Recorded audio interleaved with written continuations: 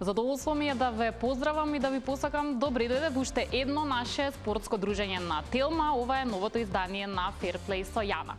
Среќна сум што периодов имаме еден убав актуелен спортски успех, а тоа е пласманот во бараш фазата на македонската фудбалска репрезентација и шансата за евентуален пласман на светското фудбалско првенство. Фудбал е секогаш добра тема, а денеска на тема фудбал ќе зборуваме и со фудбалери и со спортски фанови, затоа бидете заедно со нас.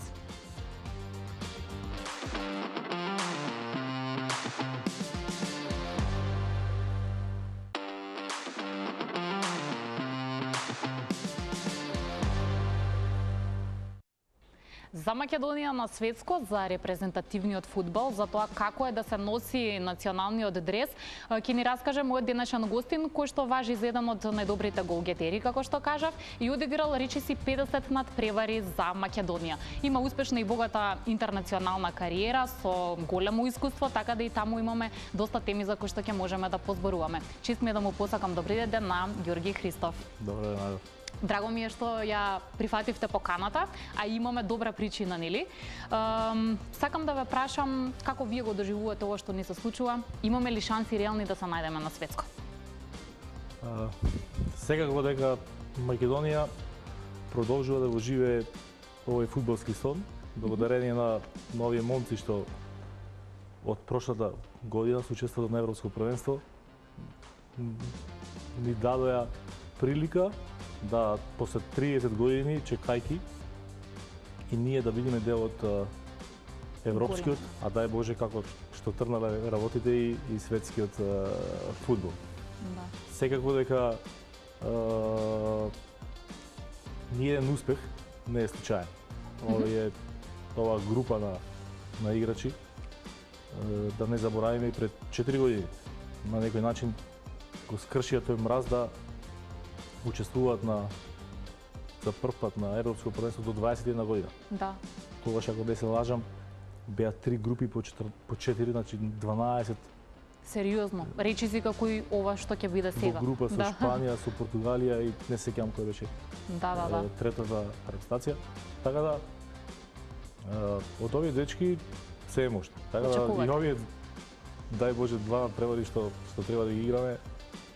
Кај нив нема никаков респект. Респект да, до некој граница, но кога е на терен, се е може. Нема милост кон противникот, добро. Знаете што на голгетерите е тешко човек да им ги изброи бројот на голови. Вие имате ли точна бројка колку голови постигнавте за Македонија? За Македонија имам 16 или 17. Не знам точно.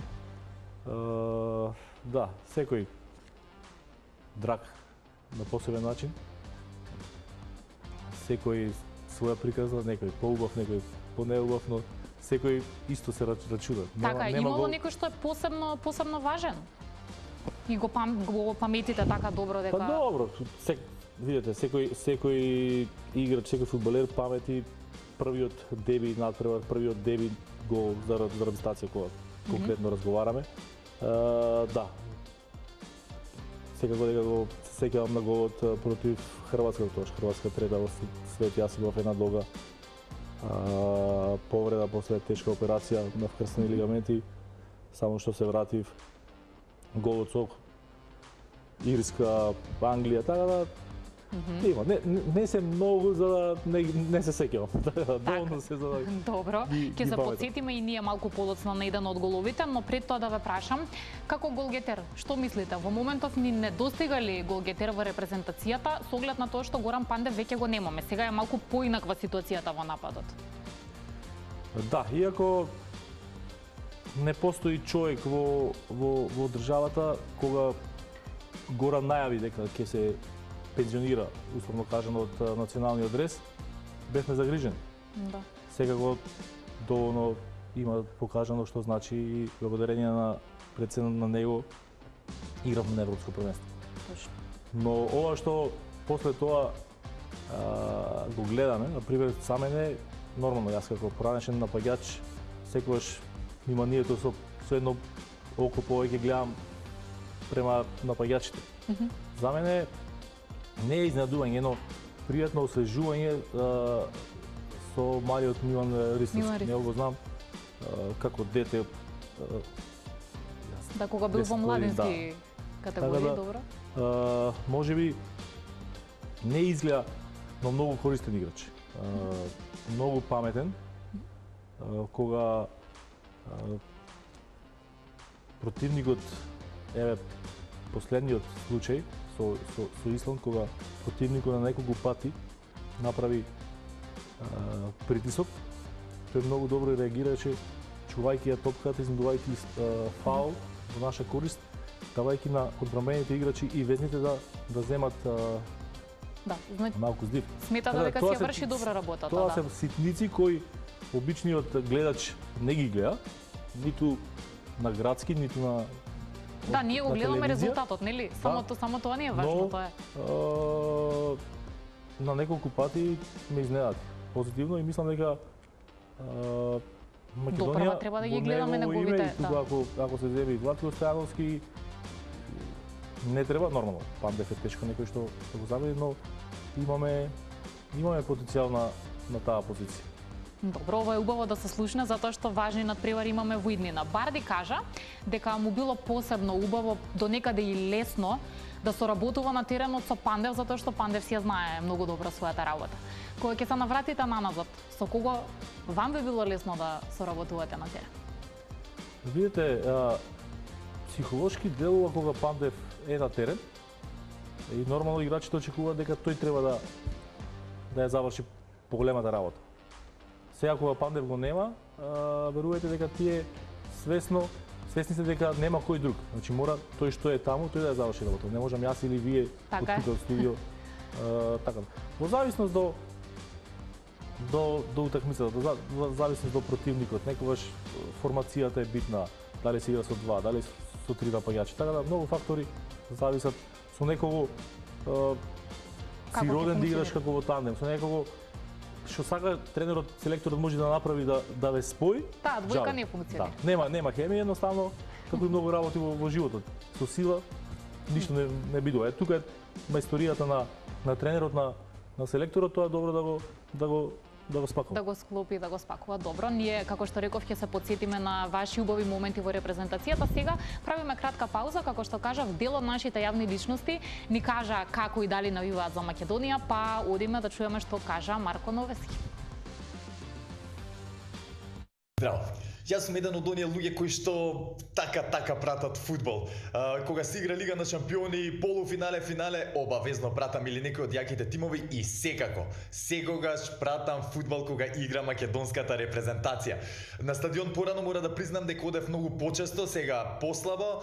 Последен пат, ако не се лажам, некаде пред пандемијата бев на утакмица баш на стадион.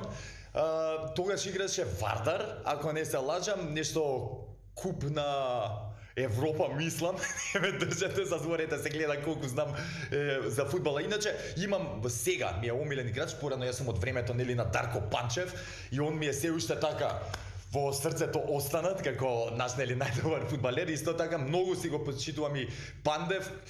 Голем поздрав и до него и секако сега од поновата генерација Елиф Елмас. Тоа се моите омилени фудбалери од нашата репрезентација. Голем поздрав до сите. Да, благодарам на Марко. Ние продолжуваме со разговорот.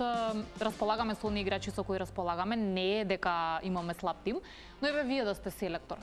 Ќе правите големи промени сега во пресрет на баражот следната година?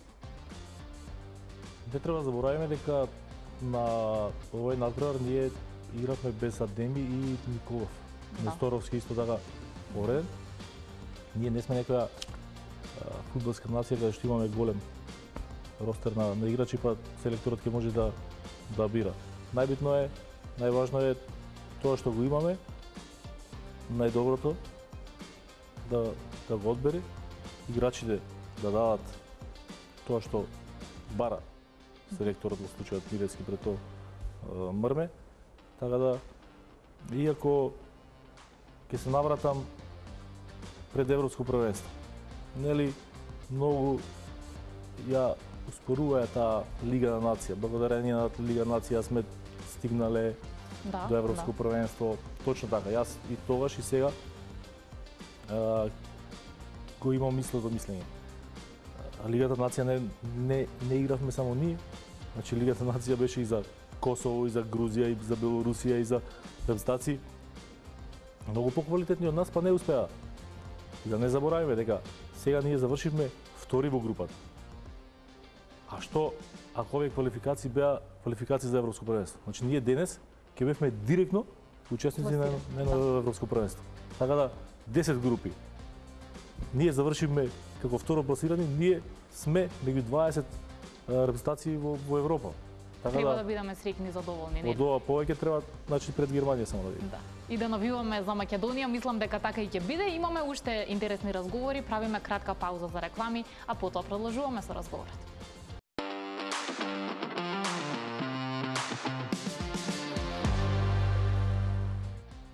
Вие гледате Fair Play со Јана, а вечерва фудбалски разговори имаме со Ѓорги Христов. Продолжуваме кај што застанавме и време е малку да се потсетиме на вашите блескави изданија во минатото. Како беше кога Македонија на градски ја пречекува Украина или Англија и како вие се носете со тоа, да ги видиме видеата, потоа и коментар за истите.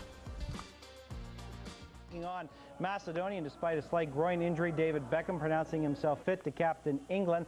England defense, though, they were in shambles the first half. Sakiri incorrectly judged offside, and oh, what a chance that would have been for the Macedonians. 27th minute, comedy of errors from the England defense, starting with Saul Campbell's. Kind of an attempt was that to clear the ball. Anyway, it led to a goal by Georgi Hristov, and breakdowns all starting with Campbell. Scramble after that, Hristov getting the goal as David James could not bail out his defense. First half frustrations for England, a little bit evident by David Beckham, who gets booked for this run-in with Hristov, and it was 1-0 at the break. Just getting a little cheeky was Becks. Да, ние паметиме кога нели Бекам, да речеме, па или Шевченко доаѓа тука кај нас, но блескави изданија со овие на нашата репрезентација. Ви изнервира многу тука Бекам? Имавте недоразбирање? Па добро, мислам дека по тоа време Бекам важеше за голема меѓу 3 играчи во Европа, во светот, како што се ајат. Помладите, нели, знаат Роналдо и Меси, извонреден играч, лидер пред се. Тој надпревар на некој начин да се сеќавам дека кога на повреме мислам дека водевме 1-0, на крај изгубивме 2-1, дека токму Бекам на некој начин не победи нас сам. Да. Да, тоа можете само натре во терен да го осетите, да го почувствувате. Секако дека јас и пред тој надпревар знаев за кој тип на квалитет Бекам го располага, но верувате дека после тој надпревар дефинитивно човекот покажа зашто бил Девид Бекам и ден денес е еден од најдобрите. Затоа што е фудбалска, зашто е фудбалска икона. И како фудбалска, и човечка, и медиумска, и комплетна личност. Вие сте компетентен да ми одговорите на тоа прашање. Што според вас ги разликува овие големи звезди и тие играчи кои што објективно не се плашат од ниеден противник, на секој надпревар го даваат својот максимум, постигнуваат голови, од оние кои што сепак остануваат во просекот? Видете, разликата е многу мала. Со овие светски великани и со просечните фудбалери, јас многу пати тоа го пренесувам на децата во нашиот клуб каде што работам, новиот клуб, фудбалскиот клуб Парк Сити. Сакам да му додадам дека многу е мала разликата меѓу обичните и големите светски познати. Да. Поготово децата се толку напредни сега, толку добро ние како држава, како клуб, нашиот работиме професионално, со добар стручен кадар, со извонредни услови. Благодарение на господинот Сергеј Самсоненко што направи и ден денес и во иднина уште илјадници деца ќе има прилика да живеат, дека треба само да верува. И дека ќе се вратам на вашето конкретно прашање, дека што ја прави разликата. Разликата ја прави едноставно карактер. Ништо повеќе. Фудбалските елементи, секој дете денешно со овие услови, со оваа работа ќе ги научи. Децата се, јас знам да кажам како сунгер, многу брзо учат, многу брзо упиват, но карактерот е тоа што го носат генетски, го имат родено или не, и на крајот тој преовладува. И нормално, ние сме тука да објасниме пред се на родителите, на мајките, на татковците, колку е битна исхраната. Не е само важен тренингот да се донесе детето да се тренира, многу е битно после тренингот, после надпреварот, што ќе се јади ако се влезе директно во продавница, се земи чипс, чоколадо или такви некои безвезни работи, џабе. Не се станува лесно број 1 според светова, да. Шекери на така да, кога сите тие работи ќе се клопат и она што рековме, карактерот од самото раѓање, тогаш неизбежно е детето да стане играч, а играчот потоа да стане звезда. Правиме мовет за врхунски фудбал. Да. Ова е доказ дека кај нас работите се менуваат, дека реков на почеток на разговорот, пред 4 години Араб Стаци играше на Европско првенство. Пред 6 месеци Араб Стаци играше на Европско првенство. Да не заборавиме, Вардар пред 2 години 3 играше Лига Европа. Веќе имаме континуитет, сега сме веќе на прагот да играме светско првенство. Тоа е веќе во континуитет во последните 5-6 години на секое светско или европско надпреварување, ние сме учесници. Тоа, а сме многу мала држава, многу мала нација и тоа е навистина феноменално.